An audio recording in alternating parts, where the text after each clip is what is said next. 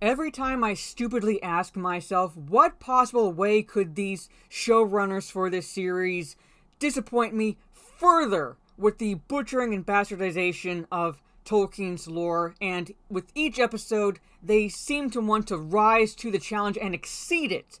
Hello, this is Mara Jade, and I'm back with my spoiler-free review for Episode 7 of Rings of Power. Like I said, this is spoiler-free. I'm not going to touch on any spoilers. I might hint at spoilerish topics, but I'm going to save most of my wrath and ranting for the spoiler breakdown, because there is plenty to rant about, in particular, not just with the storytelling, but the more so egregious lore-breaking continuing within this series. You can't tell anyone who has not read any of the Second Age histories to read anything Tolkien wrote if they like this show, pretty much, because they're going to be more so confused, because nothing in this show at all is reflected in any of Tolkien's writings. Most of this, and I'm being generous and I just say most of it, is fan fiction. It's in name only. People were to read the Second Age histories and then connect it to the show, they cannot do it, because the timeline is all over the place. They change the origins of certain elements. Why? It makes absolutely no fucking sense why, for shits and giggles, but then again, these showrunners, McKay and Payne, used to work for Jar Jar Abrams at Bad Reboots. So all of this now makes perfect fucking sense. These are first-time showrunners. They have not helmed a show at fucking all. Jar Jar Abrams put a good word for them at Amazon Studios, pretty much, and this is the shit we're getting. Pure fan fiction at its finest. Butchering, bastardization, and complete disregard for anything Tolkien established. Why? Because they have no rights to the Second Age histories. They can't adapt anything in the actual Second Age that Tolkien wrote. So basically they are going off the appendices, which is what they only have the rights to, and you would think they would at least follow the timeline, but they're not even doing that.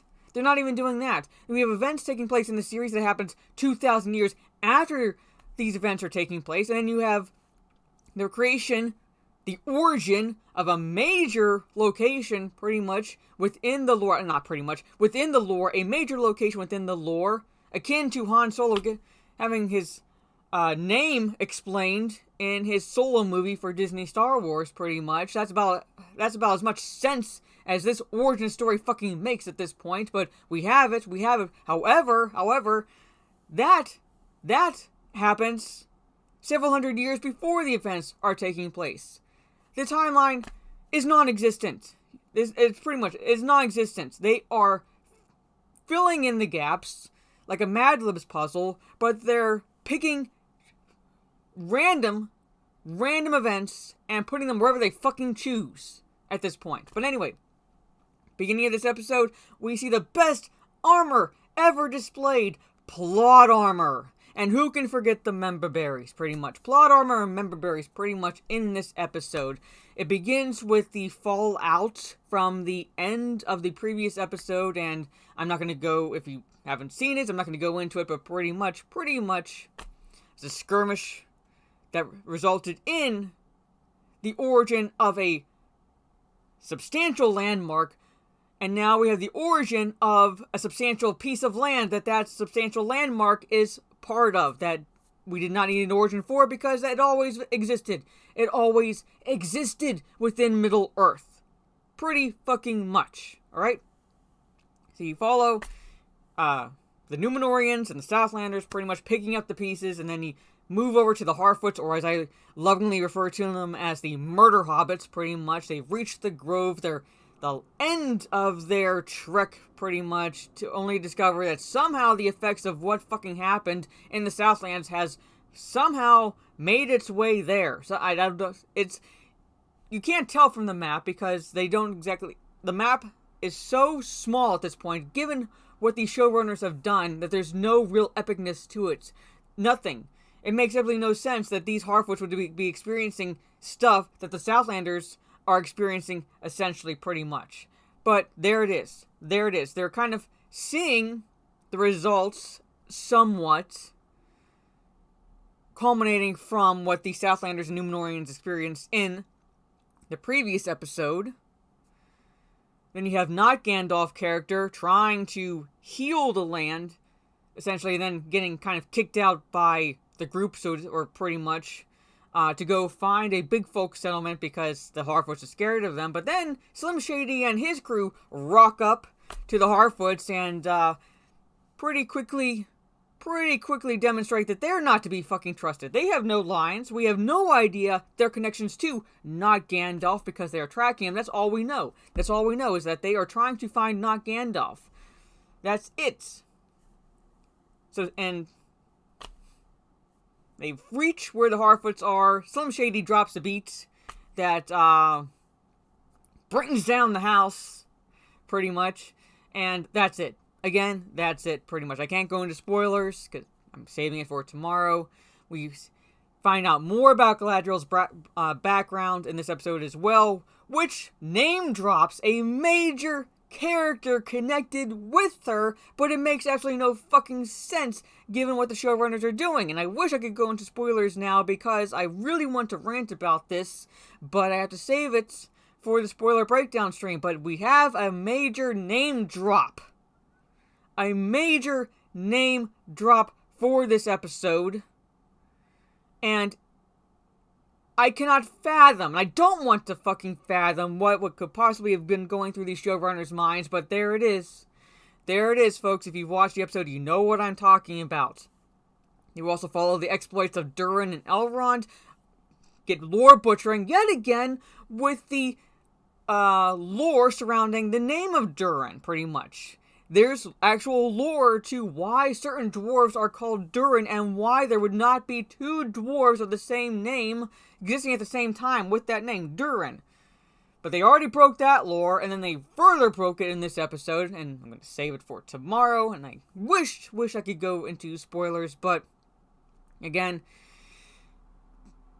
not all of, but most of what is surrounding the Elrond and his friend Durin's plot line within this episode pretty much breaks lore left and right.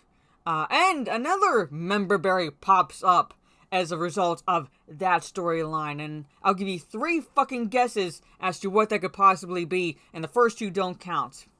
The only clue I'll give you is member berries. Member berries, and if you know the location, you can probably fucking figure it out at this point, but we got more member berries near the end of this episode, and pretty much, the only thing I can say about the Southlanders and Númenóreans, it was pretty much the cleanup, and so forth, the resulting emotions and things like that,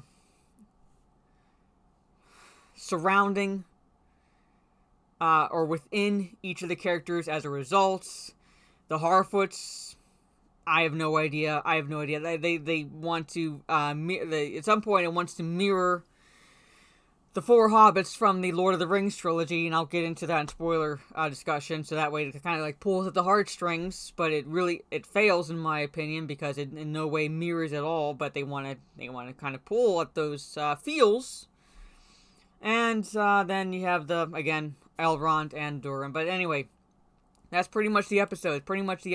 And what I want to rant about in this review, I can't, because it really, really goes into spoiler discussion, and I will be talking about that tomorrow at 4 p.m. Eastern, or thereabouts, on this channel for a spoiler breakdown. So let me know your thoughts are of this episode if you watched it down in the comments below. Did you like it? Did you not like it? Are you still on the fence? Don't go into spoilers, please, in the comments. Please save it for the spoiler discussion, because I don't know how many people have watched it who are still watching it, so please try to stay as spoiler-free as possible in the comments.